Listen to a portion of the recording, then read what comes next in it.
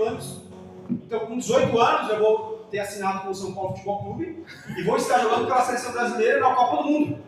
Por isso Deus me deu o livramento. Aí, ó. Alguém entendeu? Pegou a revelação. Veja que esse profeta, você já entendeu antes. Que livramento, né? Ainda bem que eu não estava lá.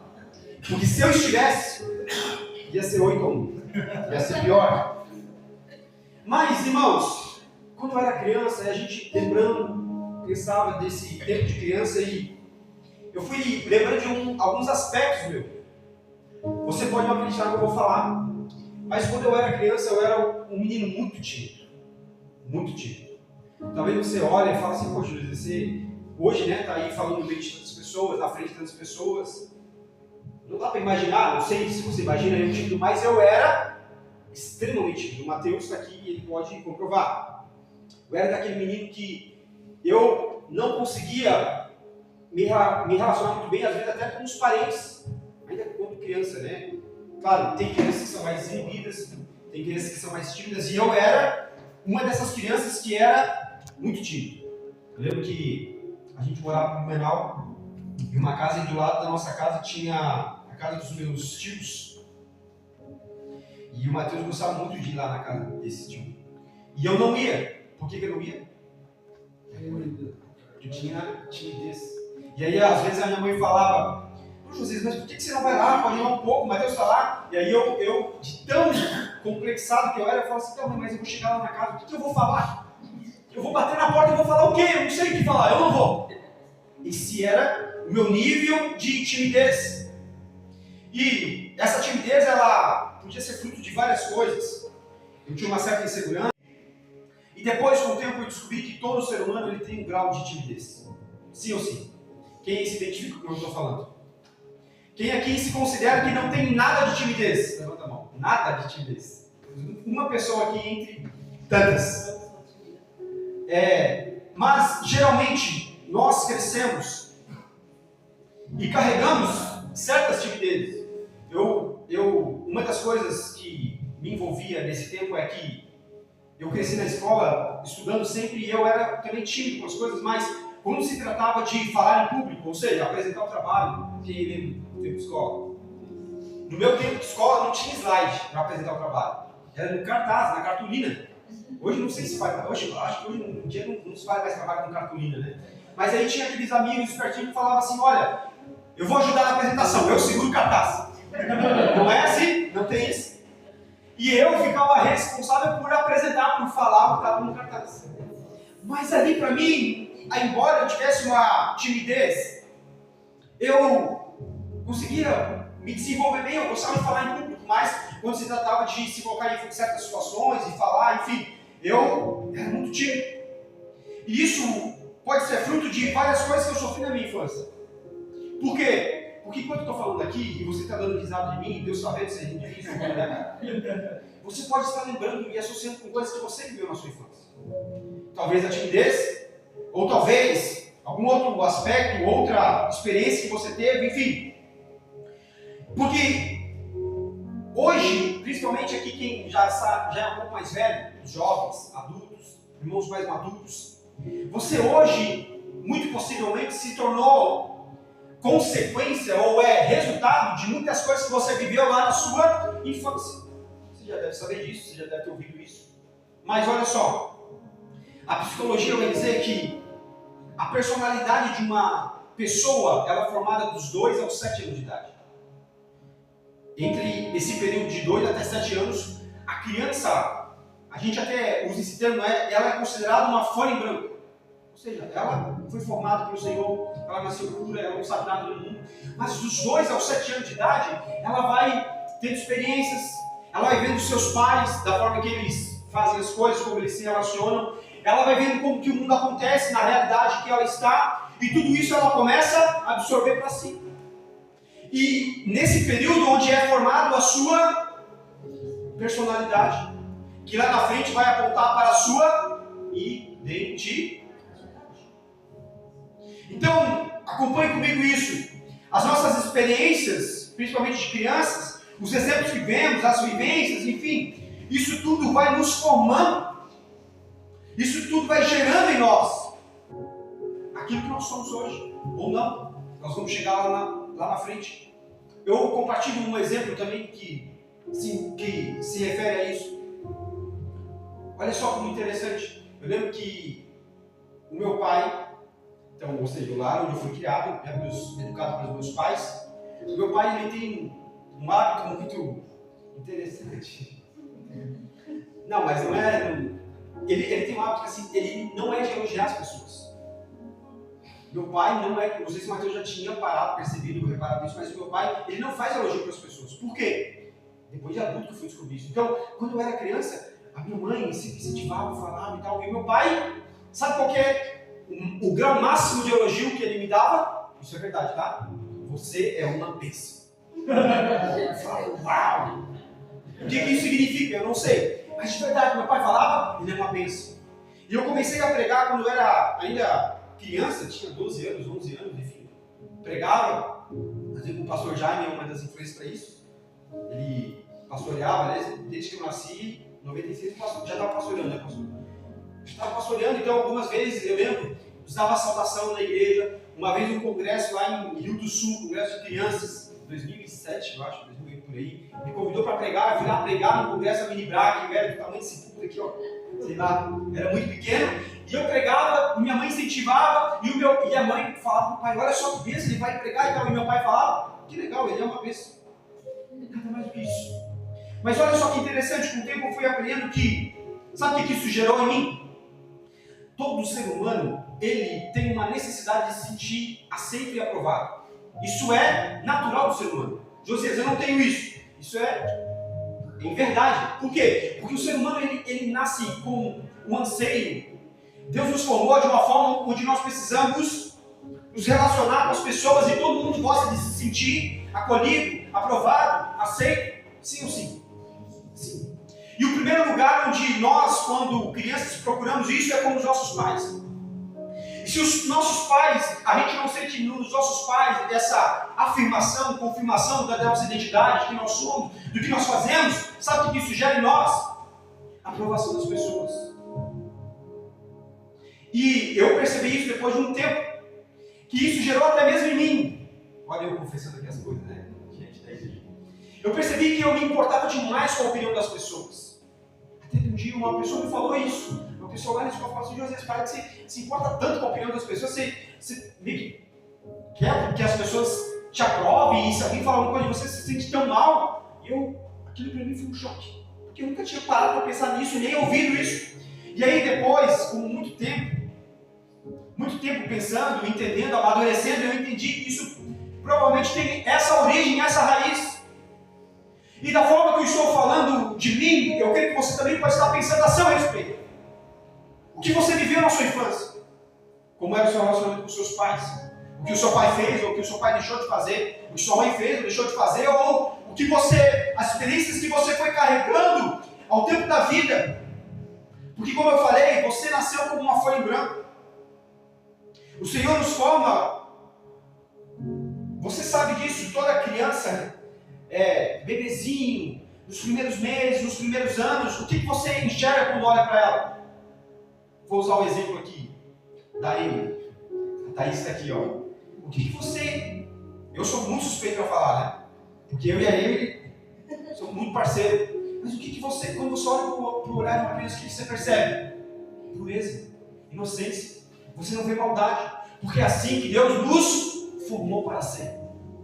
Como uma folha em branco. Só que ao decorrer do tempo, essa folha que é em branco, ela começa a ser preenchida. Como? Com aquilo que eu falei, com as experiências que nós temos, com a vivência. Então, se você cresce num lar desestruturado, ou sem pai, ou sem uma mãe, ou se você foi rejeitado pelo seu pai, ou rejeitado pela sua mãe, isso pode trazer uma marca muito profunda dentro de você. Deus te forma de uma forma pura, reta, mas com o passar do tempo. E aqui eu já começo a associar exatamente com tudo que nós estamos ministrando sobre identidade. Deus te forma com uma certa identidade pura, de acordo com o seu plano perfeito e propósito. Mas aí, com o passar do tempo, com o passar dos anos em que essa folha branca começa a ser preenchida, você começa a se deformar daquela forma anterior, Quem está entendendo o que eu estou falando? Amém. Eu queria um jovem muito corajoso para vir aqui na frente agora. Será que a gente tem um voluntário? Para eu exemplificar. Agora vem aqui, jovem Valdemir. Jovem Valdemir, deixa a Bíblia ali, por favor. Eu quero exemplificar de uma forma um pouco mais prática isso que a gente está falando através de conceitos. Pensa comigo. A Patrícia, por favor, abre para mim Salmo 139, verso 10 ou 11. Nós vamos descobrir agora. Livro de Salmo 139, a Bíblia diz, é um versículo bem conhecido. Vai para o 11. Vai para o 12. 16. Vai para o 16. Alguém sobrou para mim. Isso. Perfeito. Obrigado. Uma salva de palmas aqui para o nosso Deus. Glória a Deus. Amém. Agora acompanha comigo. O que a Bíblia está dizendo? Salmo 79, o primeiro verso vai dizer, aquele hino da Aline Barros que a gente só conhece a música, às vezes não decora o versículo. Ó Senhor, os sondas e me conheces. Sonda-me, Senhor. Então, esse versículo está falando sobre um Senhor que nos conhece profundamente. E ali no verso 16 está falando, os teus olhos viram o meu corpo, ainda informe no teu livro, todas essas coisas foram escritas, os quais em continuação foram formadas quando eu nem havia uma delas. Quando nem ainda uma delas havia. O que está dizendo? Antes de ser formado. Então pensa isso aqui como na eternidade. Aqui está um jovem Valdemir. Eu sou Deus.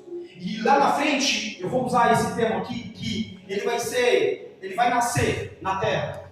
Porque nós já fomos formados em Deus, amém? Ele vai dizer em Efésios a respeito disso. Nós fomos formados em Deus. E depois nós nascemos num tempo específico para um propósito específico. Então quando o Senhor forma, Ele forma perfeito. Não está tão perfeito assim. Mas, vamos pensar a respeito disso. Então eu quero que você fique assim, ó. Alinhado, isso, reto. O Senhor forma alguém com os seus moldes. Mas aí, à medida que Ele vai dando passos, pode dar uns passos para frente, e Ele vai andando, Ele vai vivendo, Ele vai tendo as experiências, Ele vai se deformando. Agora me ajuda aí. Vai se deformando. Ele vai mudando o braço, a perna. Por quê? O que isso quer dizer? Ele está se tornando alguém muito diferente daquele que é o seu original. Que está entendendo? Amém. Então o Senhor te forma de uma forma, mas o mundo vem e te deforma. E vai mudando a sua identidade. E aí, o trabalho do Senhor nesse tempo aponta exatamente para isso que Ele está fazendo. Porque eu vou usar aquilo que nós falamos na quarta-feira, na quinta-feira com os jovens. Vou fazer um teste com os jovens ali. Existem quantas versões de nós mesmos? 4. Existem 4 versões da sua identidade. Você sabe quais são? A pessoa para a vista está afiada. A primeira delas qual é? O que as pessoas acham que eu sou. A versão que as pessoas falam a meu respeito. Então a versão que as pessoas ficam falando que você é assim, que você é. Ah não, mas porque não tem jeito, que você nasceu desse... Sabe, as pessoas vão proferindo palavras que querem definir a sua identidade. Qual é a primeira versão? Diga assim, a primeira versão é o que as pessoas dizem sobre mim. Isso é verdade, irmãos? Não. Então nós podemos lançar por terra tudo aquilo que as pessoas estão lançando a seu respeito. Presta atenção no culto, irmão. Isso é verdade? Sim. Não. Jesus amado. Então presta atenção. Não é verdade. Não sei. Aquilo que as pessoas estão falando a seu respeito não é verdade. Mas aí existe uma segunda identidade. Aí, me ajuda. Isso, fala bem alto. O que eu digo a meu respeito. A primeira versão de você é o que as pessoas estão falando a seu respeito. A segunda versão é o que você mesmo acha que você é. E pode ser que você esteja certo, ou pode ser que você esteja muito errado. Porque o que nós mais vemos são jovens que não sabem quem eles são. E que pensam ser alguma coisa que não são. Às vezes por influência, ou às vezes porque ele mesmo se acha.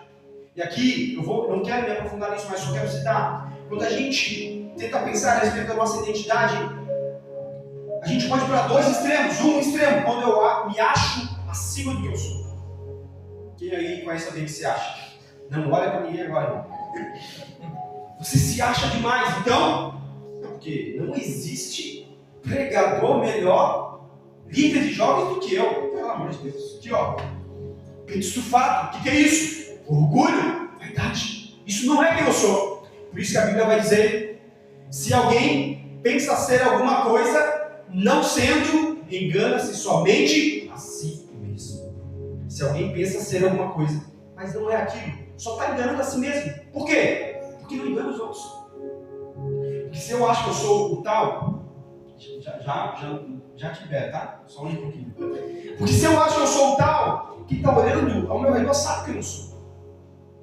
Deus está olhando e sabe que eu não sou. O diabo também está olhando e sabe que eu não sou. Quem que eu estou enganando? Somente eu mesmo. Estou me achando demais. Mas também, não se engane, tem um outro extremo, aquele que se acha muito de menos. A pessoa que se acha de menos, ela até anda curvada. Não, porque eu não sou nada, porque eu não sou ninguém. É um vitimismo da vida, que sempre está amaldiçoando a si mesmo, que não sabe quem ela é, então fala que ela não serve para nada, que isso, que aquilo, que nunca vai dar certo. Ela está firmando a sua identidade naquilo que ela pensa de si mesma. Qual versão que é essa? A segunda. Existem quantas versões? 4. Qual que é a primeira? A versão que as pessoas falam de mim. A segunda versão? Que eu falo de mim. Mas a terceira versão, qual que é, Vitor? O que Deus pensa sobre mim. Porque a primeira, as pessoas falando, e muitas vezes elas não falam a verdade. A segunda é eu pensando, e muitas vezes eu também não penso a verdade, mas a terceira não tem em verdade. Porque o Senhor sabe exatamente quem eu sou e quem você é. O Senhor sabe exatamente quem você é desde o seu nascimento. Como você está aqui hoje, como está o seu coração, como está a sua mente. O Senhor conhece o seu interior.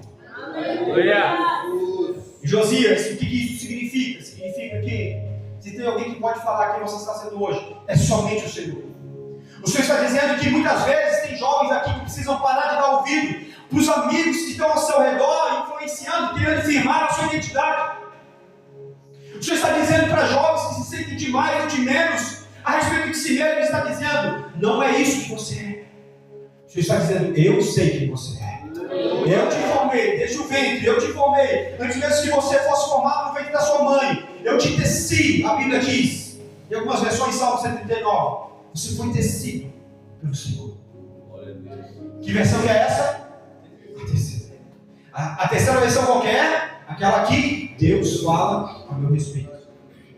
Então vamos lá recapitular para você gravar. A primeira versão, o que as pessoas dizem. A segunda versão, o que eu digo. A terceira versão, o que Deus diz. Mas existe uma quarta versão. E qual que é a quarta versão? O que Deus quer que eu seja. Existe uma versão que não é o que eu estou sendo hoje. Existe a versão daquele que o Senhor está trabalhando. O Espírito Santo está trabalhando para moldar você, para que você se torne alguém poderoso na mão dele, com graça e unção, com maturidade, curado dos traumas, curado das feridas. Essa é a versão que o Senhor vai falar para você. Aleluia! Aleluia! Deus! Então sabe o que isso significa? Agora vamos voltar aqui. Lembrando que o Espírito Santo está fazendo é a quarta versão que o Senhor está trabalhando. Porque nós somos formados retos e perfeitos. Com o passar do tempo, o que vai acontecendo? Vai andando, a gente vai se deformando. E o Espírito Santo, nesse tempo, ele está tomando a gente pela mão para nos formar e nos resgatar novamente na nossa identidade, na nossa formação, afirmando quem nós somos dele. Aleluia! Amém? O Senhor está fazendo um resgate de identidade. O Senhor está fazendo uma ativação da verdadeira identidade. Amém? Você pode aplaudir a Jesus, amém? Aleluia!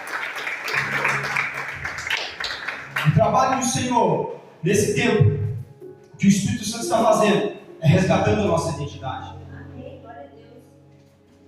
Depois que nós somos formados, depois de adultos, depois de muito tempo, vivendo tantas coisas, a psicologia mesmo diz, ou seja, os homens dizem que é muito difícil uma pessoa mudar. Depois que a personalidade é formada dos 2 aos 7 anos, e tem algumas linhas de estudo que falam que vai até os 14 anos. Eu não lembro dessa nossa discussão em Harvard, quando eu estudei lá a psicologia. Mas diz que algumas linhas de estudo falam que vai até os 14 anos.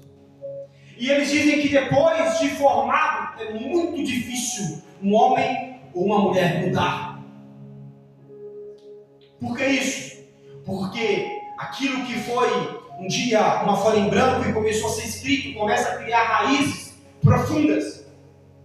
Então tem muitas pessoas que na sua infância sofreram muitas situações adversas, muitos traumas, e aquilo começa a gerar nela uma pessoa talvez amarga, e depois ela se torna um adulto amargo, e aí dizem que essa pessoa será amarga para sempre. Quem aqui não conhece alguém que há tanto tempo sofre com isso, vive desse jeito, e aí quando você começa a conversar com a pessoa, ela conta a sua história, e aí você começa a entender, não tem alguém que você lembra? E aí você diz assim, meu Deus, por que essa pessoa não muda? Por que é só ela enxergar a partir de outro ponto de vista? Por que ela não melhora a visão dela? Porque existem raízes profundas. E aí sabe o que faz uma pessoa mudar? Sabe o que faz uma pessoa mudar a sua personalidade, ou o seu jeito, ou o seu caráter? Duas coisas. Olha a unção das duas coisas. Falo que eu sempre falo duas coisas, né? Nunca é três, nunca é uma coisa, é duas coisas. Existem duas coisas que fazem uma pessoa mudar: o resultado de um choque ou o resultado de um trauma. Um adulto, quando sofre um choque muito sério, ou quando sofre um trauma muito sério, é capaz de ir lá no seu interior e transformar até mesmo alguma personalidade, um caráter da pessoa. E aí, eu pensando sobre isso, comecei a entender, Senhor, eu estou entendendo. O que o Senhor faz muitas vezes em nós. É por isso que algumas vezes o Senhor tem que vir até alguns de nós e tratar a gente como um choque, dando uma experiência ativa, uma experiência forte. Por quê? Porque é só desse jeito que Ele começa a mudar e moldar você para te ativar de novo. Então esse é um tempo em que o Espírito Santo de Deus, Ele quer nos dar profundas e fortes experiências de ativações no nosso meio. Aleluia! Está entendendo o que o Senhor está falando? Glória a Deus! Esse é o tempo, levante sua mão assim. Esse é o tempo que o Espírito Santo quer começar a trazer experiências fortes que vão ativar você no seu interior, na sua intimidade, no seu coração, até na sua essência. E você vai dizer, mas por que eu estou passando por essa experiência? O Senhor está dizendo, eu estou te trazendo de volta, eu estou ativando a sua identidade, eu estou te restaurando para te chamar para o seu chamado, para o seu propósito, para quem eu quero que você seja. Agora coloque uma mão no seu coração assim e diga assim, Deus quer ativar a minha verdadeira identidade. Diga assim, mais uma vez, diga assim, Deus quer ativar e resgatar a minha verdadeira identidade. Amém. Como jurar, irmãos, nós temos uma identidade. E é até interessante, né? Porque eu ainda não tinha associado isso, mas o irmão Valdenir aqui que nos ajudou, a gente usou esse exemplo exatamente de como o Senhor nos faz perfeito. Conforme Ele quer. E é conforme Ele quer e o mundo vai nos deformando. Mas o Senhor está levantando uma geração de inconformados. Uma geração de inconformados. Que não vão mais se conformar com aquilo que foi falado sobre ele, que foi colocado sobre ele. Que não vai se conformar com o modo como o mundo vive, mas vai se conformar com isso e vai restaurar de novo para o propósito, de novo para o chamado, de novo para a identidade que o Senhor ativou. Então, como Judraque, nós trabalhamos, como igreja, nós trabalhamos para que você seja muito conformado. Jovem, por que inconformado? Por conta disso tudo que nós falamos aqui. Josias, com o que eu devo ser inconformado? Talvez você deva ser inconformado com a identidade que você está levando, com a vida que você tem levado. O Senhor quer te resgatar e te ativar. O Senhor quer ativar a sua identidade, te levar para uma maturidade. E quando você for maduro na sua identidade, perceba que também existe um processo. São etapas. Primeiro você não sabe quem você é. Depois você descobre quem você é. Aí você é ativado, você dá o primeiro passo. Agora eu sei quem eu sou. Eu sei por que o Senhor me formou. Eu sei para que eu sirvo. Esse é o primeiro passo. Só que o segundo passo é você se envolver nisso. Você precisa ser maduro. Não adianta eu somente saber. Então eu vou só citar um exemplo simplório, né? O Senhor me chamou para ser um ministro da palavra, entre outras coisas. E aí eu tenho uma identidade. Não, foi para isso que eu nasci. O Senhor vai me usar. Eu quero ministrar, eu quero pregar, eu quero ser usado ousadamente. O que eu preciso fazer? Me desenvolver a minha identidade. Eu preciso amadurecer. Eu preciso ser um ministro maduro. Eu preciso dominar bem a palavra. Eu preciso conhecer muito profundamente o coração de Deus. Não adianta eu ser um pregador e sair pregando heresias. Você está entendendo o que eu estou falando? É um exemplo que eu estou falando de pregador, mas pode ser qualquer outra coisa. Nós precisamos ser levados para uma maturidade, e quando a gente é maduro profundamente, então nós podemos viver o nosso propósito. Então eu vou viver a essência daquilo que o Senhor quer fazer. Amém? E para finalizar, para nós orarmos, eu queria convidar você a meditar a respeito dessas verdades que nós estamos falando. Eu queria convidar você a começar a olhar para dentro de si um pouco. Mateus falou verdades interessantes aqui na breve palavra que ele deu. A primeira delas, que o Mateus falou muito interessante, é exatamente que Deus não nos dá algo no decorrer da vida, que é o que muita gente pensa. Que no decorrer da vida o Senhor vai me dar uma chamada, um propósito. Não, você já nasce com isso. Aleluia. Na eternidade, quando o Senhor te forma, você já tem dentro de você. Você não vai ganhar ao decorrer do tempo. Você só precisa ativar isso. E dentro dessa verdade, você precisa conhecer muito a Deus para que você possa se autoconhecer. Esse é um tempo que jovens, enquanto vocês não souberem responder essa pergunta, qual que é a sua verdadeira identidade? Para que Deus te formou? Qual que é o seu propósito que está ligado à sua identidade? Primeiro eu preciso descobrir quem eu sou. Preciso amadurecer e desenvolver isso. Então eu posso viver o propósito. Enquanto você não descobrir essa resposta, guarde o seu coração e procure incansavelmente para que o Senhor te leve em experiências, te leve em vivências que possam revelar o coração que Ele colocou dentro de você.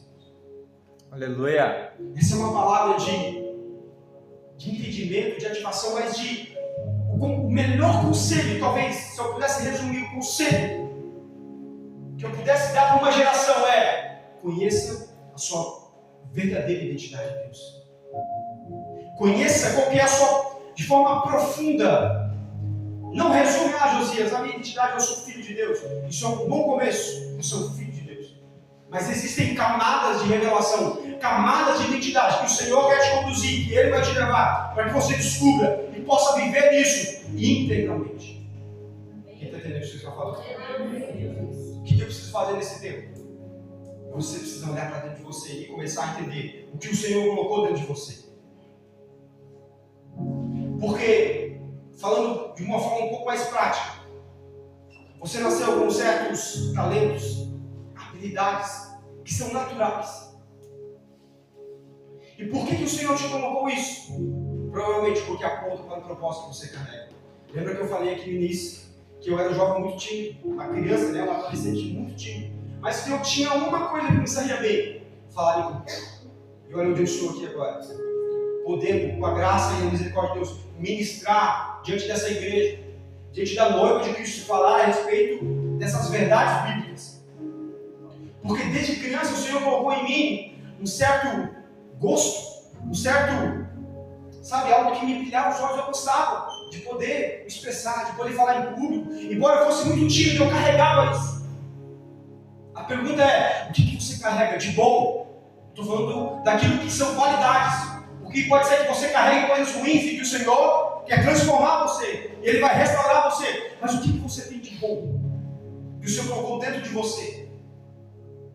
Porque servir ao Senhor, identidade, propósito, não se resume somente, e não pode se resumir a estar dentro dessas quatro paredes. Eu vou citar de novo um exemplo.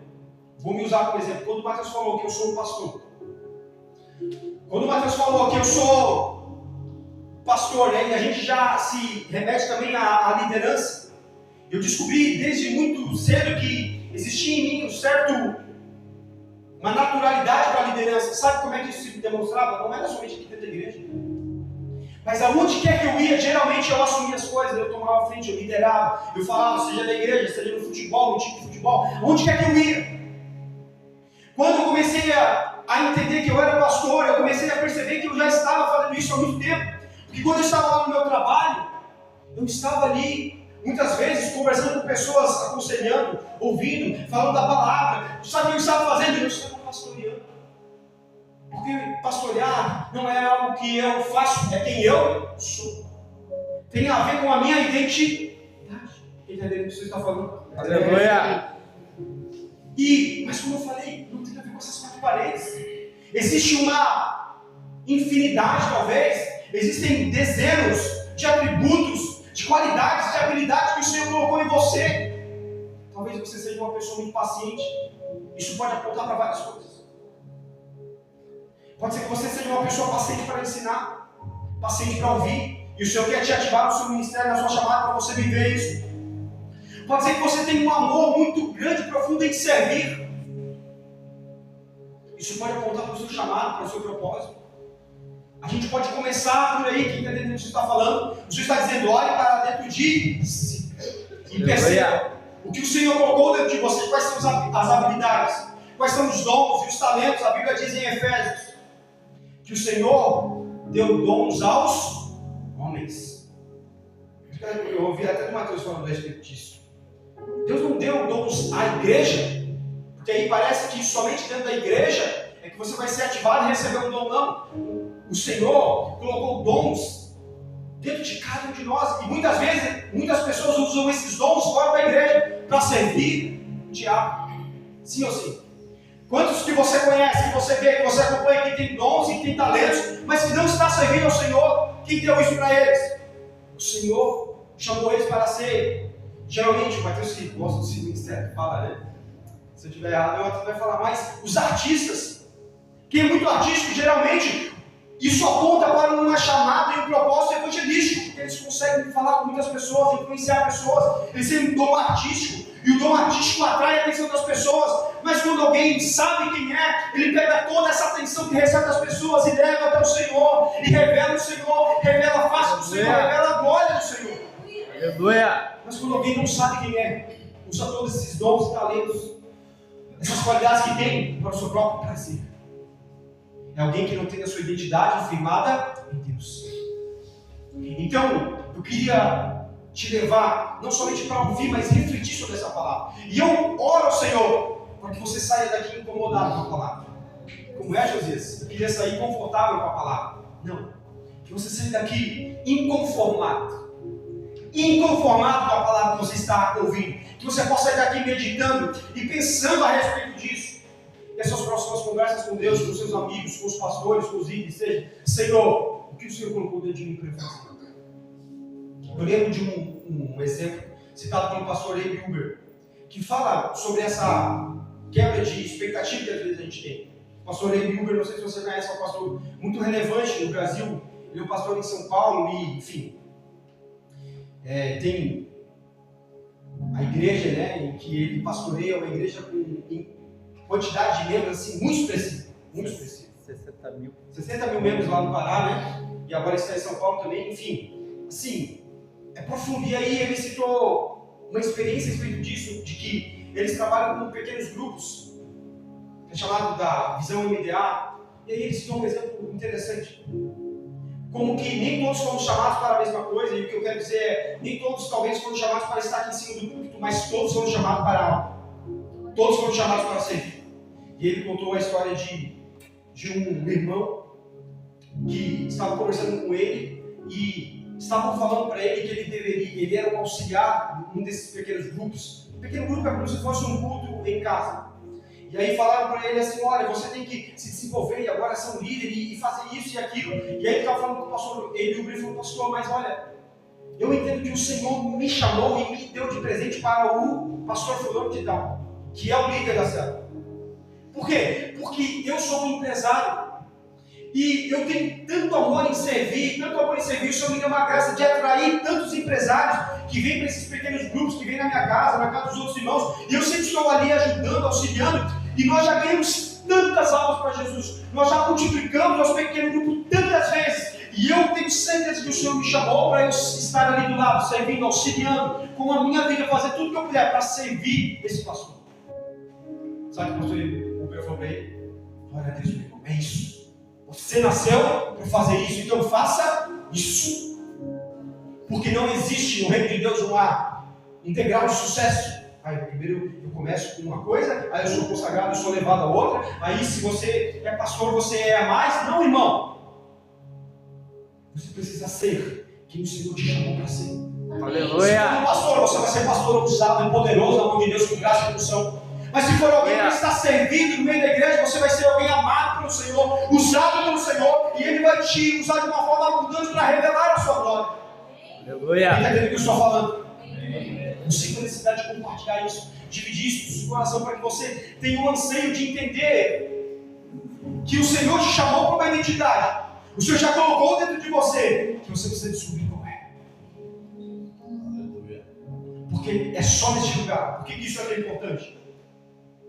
É só nesse lugar que você vai encontrar a verdadeira satisfação pessoal. Na quinta-feira a gente conversava com um dos jovens que estava lá e ele falou a respeito de uma coisa interessante. A gente perguntou qual era o seu sonho de criança. Ele falou, olha, eu não sei ainda, mas eu penso em realizar o sonho da minha avó, que sonha que eu seja advogado. E aí depois, nós conversando, até a Natália levantou essa questão muito pontual, falou, olha, não procure realizar o sonho dos seus pais ou dos seus avós, porque você pode realizar eles e se sentir muito vazio. Você tem que descobrir qual é o sonho de Deus para você e você viver o seu sonho. 1 Coríntios, por favor, Patrícia, 1 Coríntios, testifica isso que eu estou falando. 1 Coríntios, capítulo 12, verso 4. Isso, 12. 1 Coríntios, capítulo 12, e o verso 4. Ora, há diversidade de dons, mas o Espírito é o mesmo.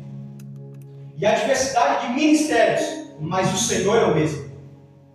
E há diversidade de operações, mas é o mesmo Deus que opera tudo em todos. É o mesmo Deus que opera tudo em todos. Quem recebe essa palavra? Aleluia. Quem aqui quer descobrir a identidade de Deus? Glória a Deus. Quem aqui pode levantar sua mão agora e dizer, Senhor Jesus, Senhor Jesus, ativa em mim ativa em mim a chamada, o ministério o e ministério a identidade e a que o identidade Senhor depositou que o Senhor depositou dentro do meu coração. dentro do meu coração. Você pode ficar de pé comigo nessa noite em nome de Jesus. Em nome de Jesus.